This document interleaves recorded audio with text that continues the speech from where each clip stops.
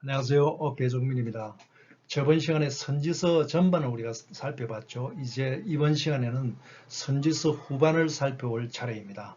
선지서 후반을 특별히 바벨론 포로까지 하고 바벨론 포로 이후에 기한하고 나서 또 3차례 기한 그 과정에서 선지서를 우리가 살펴보겠습니다.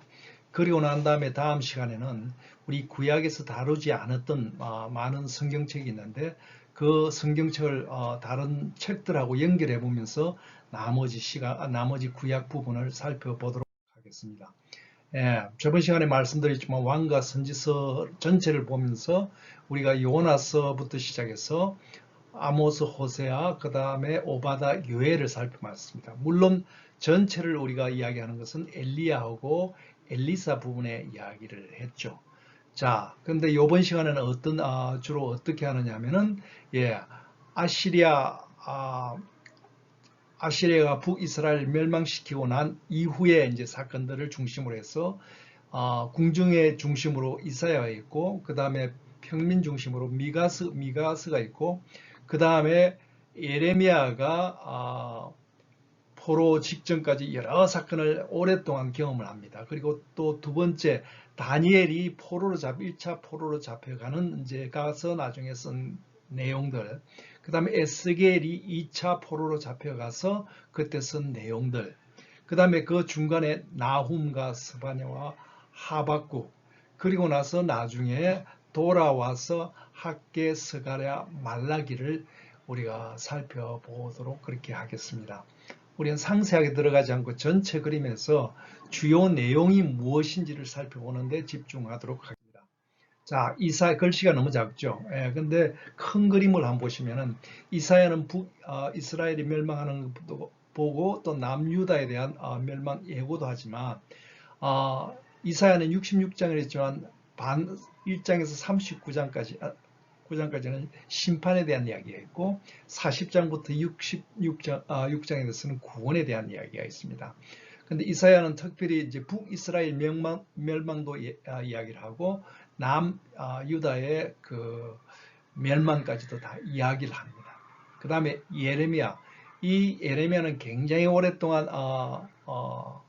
선지자 역할을 합니다. 굉장히 오랫동안 어디냐면 요시아부터 마지막 왕인 시드기야까지 이야기를 하는데 이때 굉장히 국제관계에서 갈등이 많았던 시대입니다. 이집트하고 바벨론 하나 중간에 끼어가지고 굉장히 힘든 부분을 이 예레미야가 감당을 했습니다. 이 예레미야는 결국 나중에 자기가 좀 싫어하는 이집트로 잡혀가지고 거기서 죽죠. 예. 그 이후에 이제 에스겔은 이 선지서를 예루살렘에서 유다에서 이야기를 하는 것이 아니라 포로로 잡혀가서 저쪽 바벨론에서 예언을 하는 장면들이 계속 나옵니다. 그리고 에스겔도 굉장히 멀리 회복도 있지만 심판과 회복을 동시에 이야기를 하고 그 다음에 나훔 같은 경우는 우리가 저번 선지서 전반을 우리가 요나 이야기를 했지 않습니까? 아시리아 이야기를 했죠. 아시리아가 하나님이 도구로 써서 북이스라엘을 혼을 내주려고 했는데 너무 과하다고 해서 나중에 이 사람들도 아시리아도 너무 교만했다 그래서 나중에 심판을 받는 이야기가 나옵니다. 그 다음에 스바냐고 하박국은 에레미야, 나훔 같은 동시대 이야기인데 똑같이 심판의 날을 예고를 하고 특히 하박국 같은 경우는 하나님하고 하박국하고 대화하는 내용이 있어요. 하박국이 두 번에 걸쳐서 불평을 합니다. 그리고 하나님이 대답을 하시는데 그래서 그 하나님 대답을 듣고 하박국이 드디어 전체를 이해하고 하박국이 기도하는 장면이 하박국에 나오죠. 자, 그리고 미가서 얘기는 이사야하고 거의 같은 동시대인데 이사야는 궁중 중심으로 이야기를 많이 했고 이 사람은 서민들 이야기가 많이 나옵니다. 북이스라엘 멸망하고 난 다음에 남유다도 멸망할 것이라고 이야기하면서 특별히 미가서에는 사회 정의를 굉장히 강조를 많이 합니다.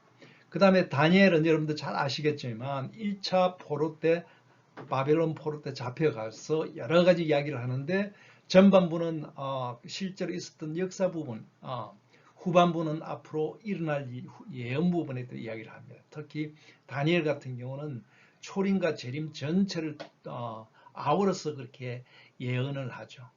자, 그리고 나서 바빌론 포로를 잡혀갑니다. BC 587년도 잡혀가서 그 다음에 70일 있다가 다시 기한이 되죠.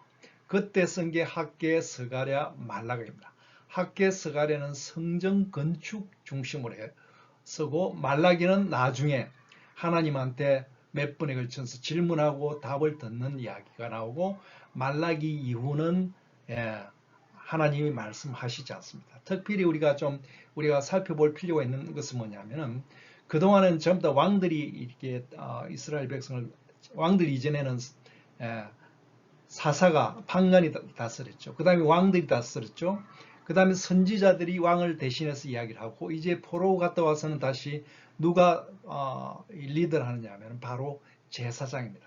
학개, 스가랴 이부터 제사장인데 나중에 예수님 나타났을 때는 그 성전 중에는 누가 대장이죠? 네, 제사장. 특히 예수님 시대는 누구죠?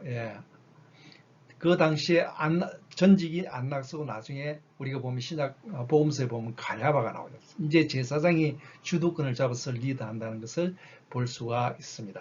자, 그러면 세 차례 기한 이야기를 하는데 세 차례 기한할 때 그 내용들이 다 따로 있습니다. 1차 기한 때는 수룹바벨이 총독으로 이스라엘이 다스리는 총독으로 옵니다.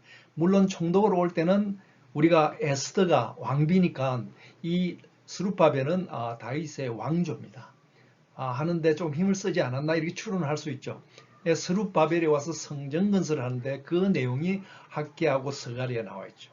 2차로 기한하는 사람이 제사장인 에스라입니다. 에스라가 말씀으로 돌아가야 됩니다. 우리가 신앙을 계획한다. 백성들이 너무나 말씀을 소홀히 하고 우리가 너무나 하나님한테 죄를 졌다. 우리 회개하자 하는 이야기가 에스라를 중심으로 나오고 3차 기한 때는 누가 나오냐면은 느헤미야가 와서 성벽 건설을 주도를 합니다. 그래서 나중에 말라기 때까지 이제 제사장 중심으로 선지서가 이야기하거나 그 다음에 400년에 걸쳐서 침묵기가 하나님이 더 이상 말씀하시지 않고 침묵하시는 기간이 한 400년 정도 되는 겁니다. 이제 다음 시간에는 우리가 구약에서 우리가 다루지 않았던 다른 책들을 연결해서 한번 살펴보는 시간을 갖겠습니다. 감사합니다.